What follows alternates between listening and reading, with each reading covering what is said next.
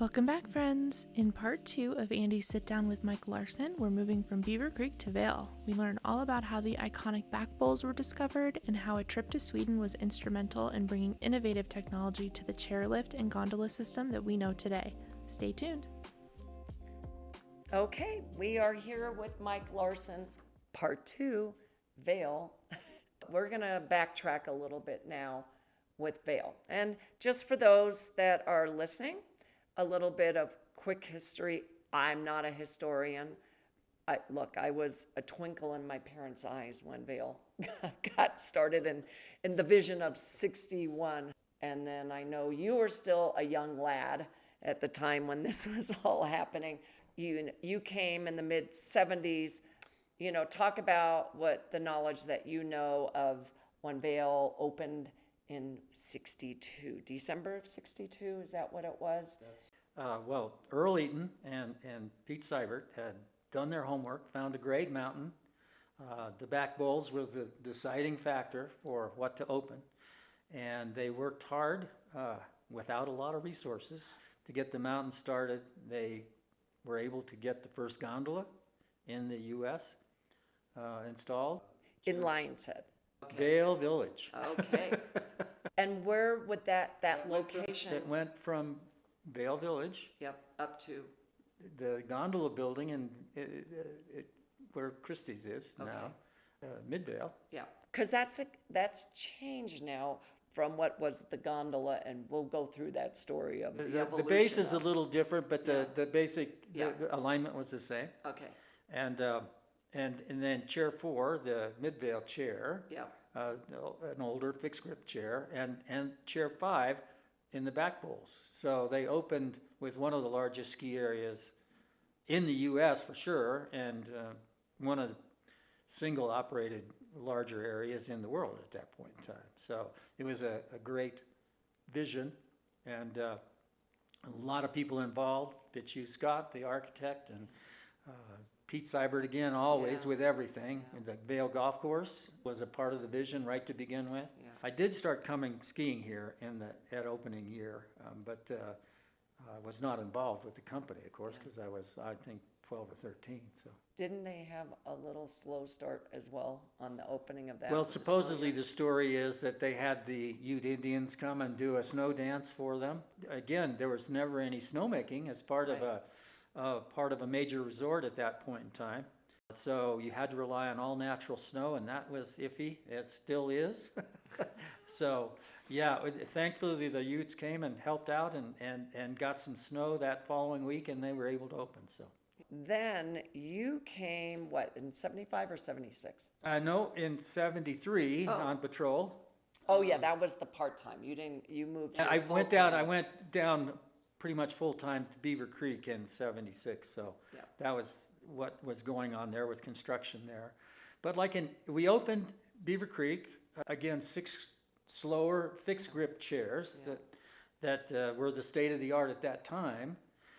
And in 83 and 84, we kind of consolidated. Larry Litchlider took over operation of Beaver Creek. He was down at Beaver Creek and also took over Vail operations, and we realized that all of the lifts were the slower, old-style lifts in Vail, and that it was time to consider upgrades. And at that point in time, the detachable or high-speed chairs were just coming into use in Europe, and there were a few examples, not many. The very first detachable chair was built by Doppelmayr, Europa 1 in Hundfjället, Sweden, and it was kind of hidden there so that they could test it and see how it would work without anybody knowing about it. Because we do work in Hundfjället and have replaced that chair a number of times now, but Europa 1 was one of the first.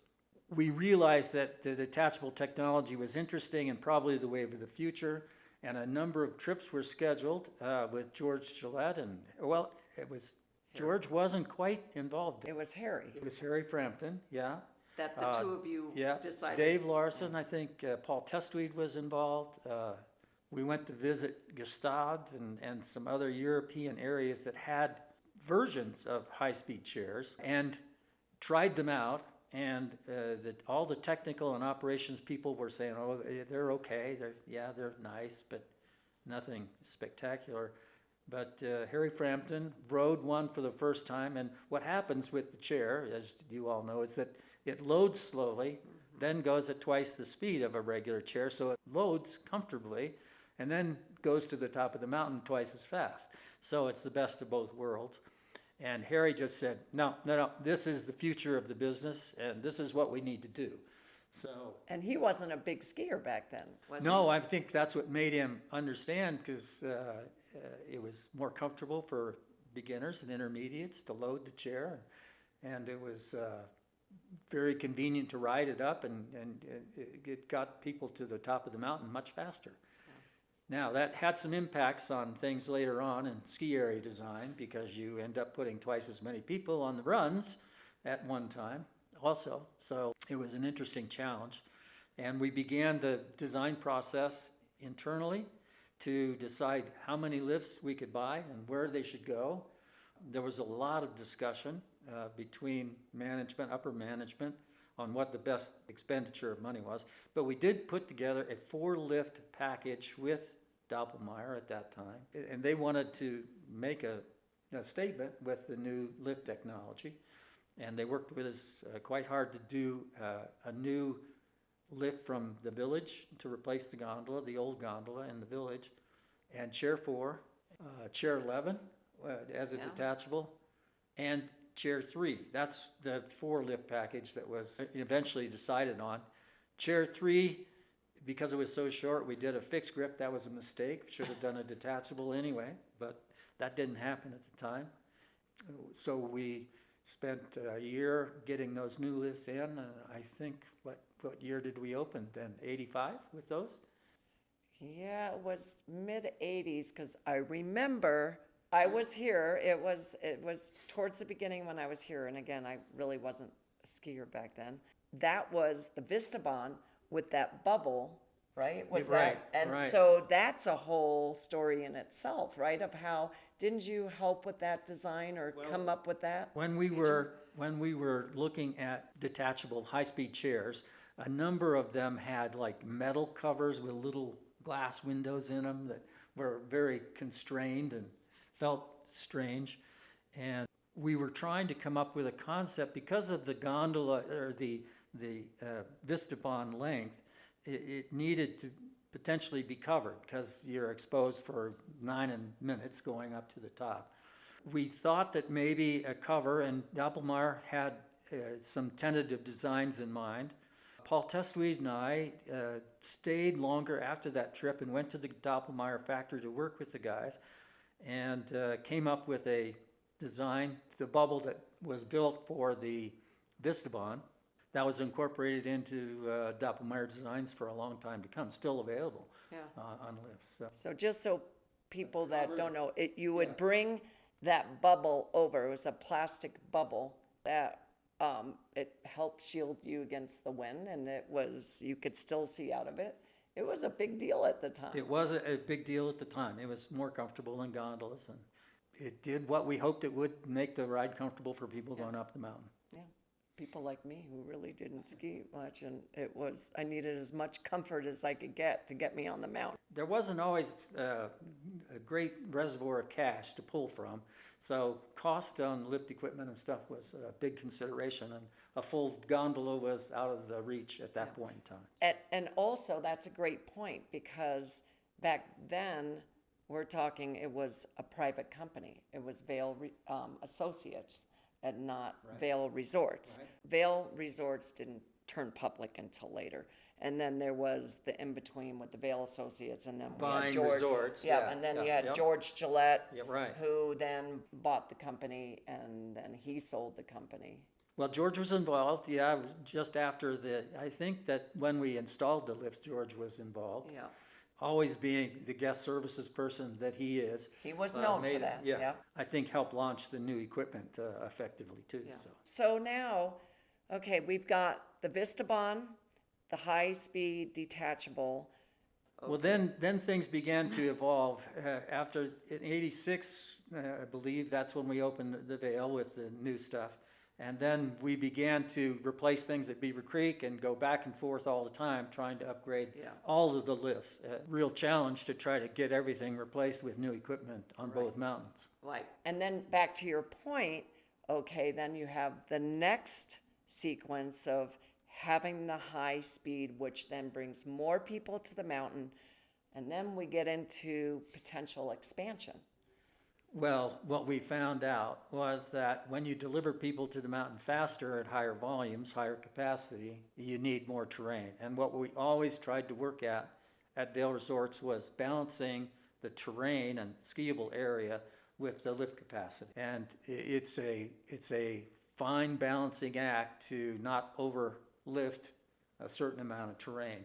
So many resorts in the world are constrained by mountain size and end up having to be careful with capacity of the lifts so that they don't overcrowd the ski runs. Okay, so now we're going to segue from that into the next chapter, which was China Bowl, correct?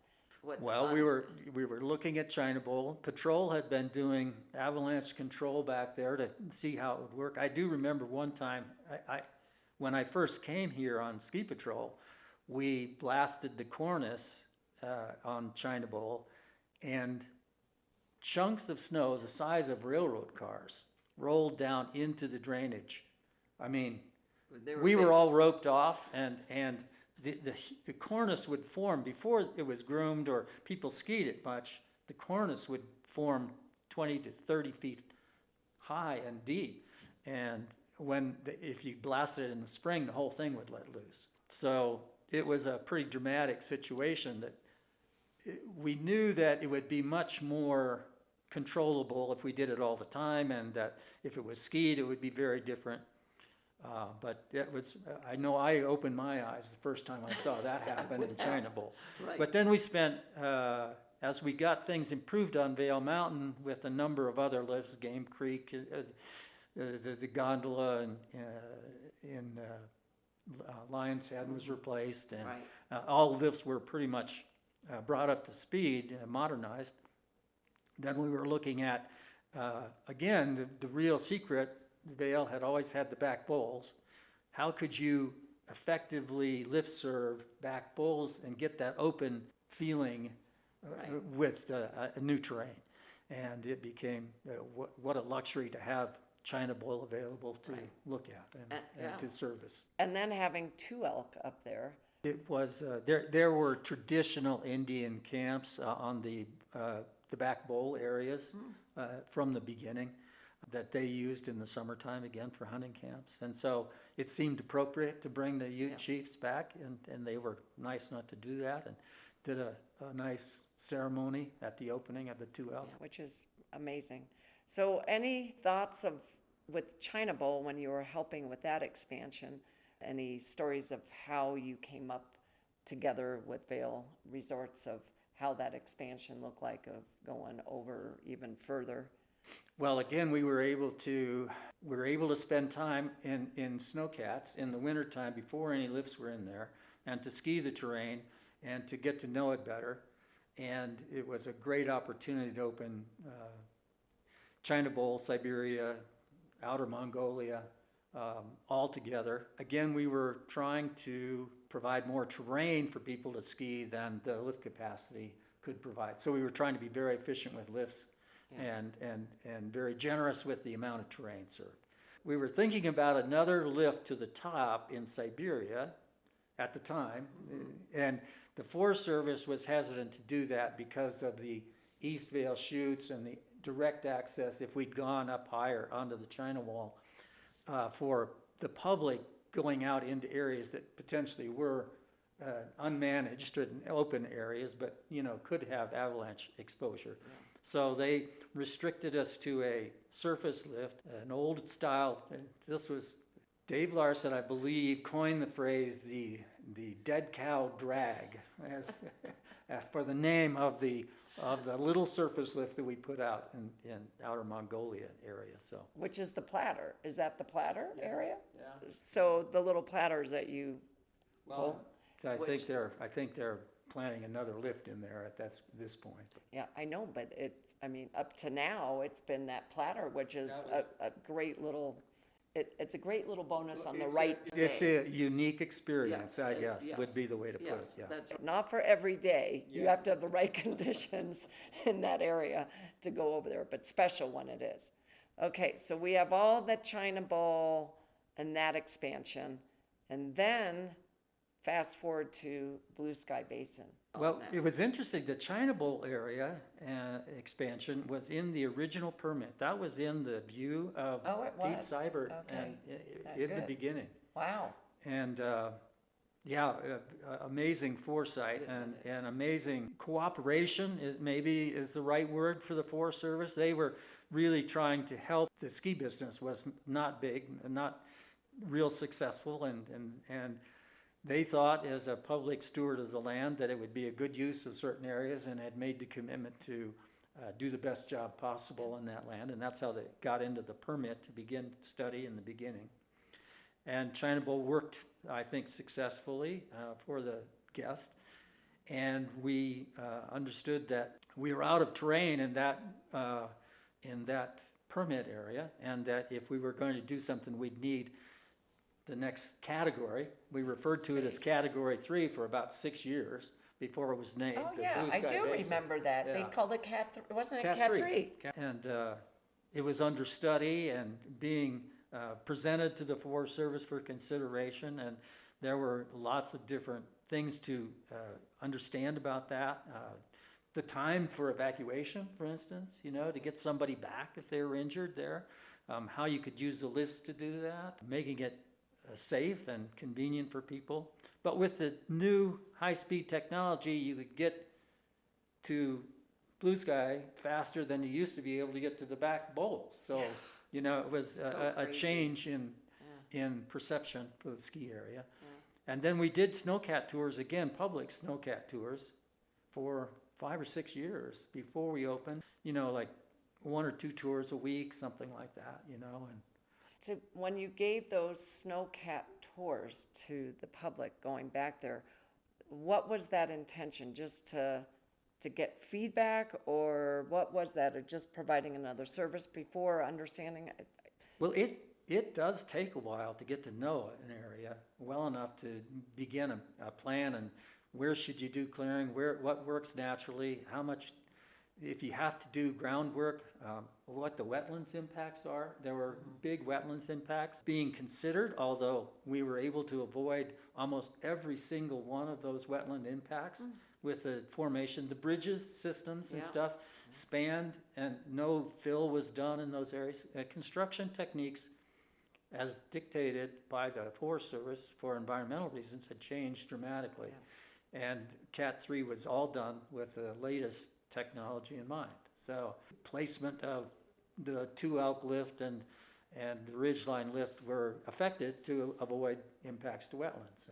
And you helped with that whole design of where, and helping and guiding them with your suggestions and recommendations of where that lift would come in and out of with everything. Well, with the 3 lifts originally, we had Pete's Bowl, and we had the main ridgeline lift and 2-elk. We opened with just 3 lifts when we opened.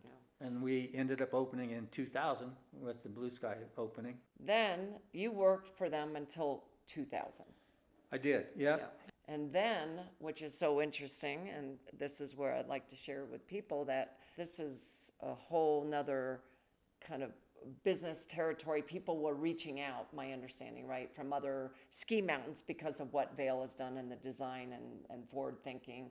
And then you decided to go out on your own for consulting, because you were already doing some of that. Yeah, we had set up a separate company through Vail Resorts, Yeah. through Vail Associates, to do outside consulting work, and we're working with a number of international areas. And when George had the area, he was actively going out and trying to investigate the possibilities of acquisition for other ski areas. And of course, that was Keystone and Breckenridge as our first major acquisition. So I was working over there at Keystone and at Breckenridge, trying to come up with long-term master plans with those areas. And in 2000, when we'd finished Blue Sky Basin and China Bowl and the expansions that seemed to be on the horizon, I thought it was a good time to start my own company and continue work internationally. First company that I started was called International Alpine Design, and we had a number of clients all over the world in Central Europe and Scandinavia, South America, Japan. We ended up doing work for a long time together with those different areas, and then I sold the company to Spencer Stanek, who now continues to run it, and I'm still involved with him, but it's called Mountain Works now, and he's continuing to design all over the world. Yeah, you've helped design over 50 mountains, that's my understanding. Major design input and master planning at over 50. We've been involved in over 100 total, in one form or another. Continue long-term relations with 30 or 40 different mountains. Fascinating world. Well, you come a long way, baby. It all started in Vail and Beaver Creek, and what a great experience to grow up with Beaver Creek and learn, and just it's a fairly limited niche in the market. I was going to say very niche market that you were involved in, and we're grateful for you. So with the final question, I would love to hear your input of what you see as the future, any comments or anything of where it's already evolved to, what you see in the future, or any kind of thoughts on that.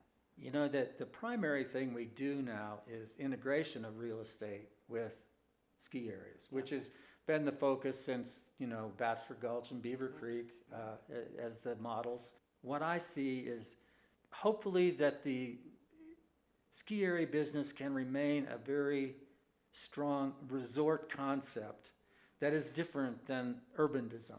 Yeah. I always think there's a big difference between city and people come to resorts to experience a resort, not to go back to their urban environment. And everything that goes with that, and comfort, safety, people experience, the resort experience is based on people more than anything else. And I would hope that always is a part of the business. Yeah. Well, it's lifestyle, and it's why we are in high demand, because we have only limited land. And hopefully they will continue that way in the future. Yeah. And thank you so much for sharing your background and your input. Thank you for the chance to do it. You don't get to do that very often. Yeah. Well, we want to have more opportunities to share. I think it's important. Appreciate it, everyone. Look forward to the next chapter and other areas of life and style at 8150. Thank you. There you go.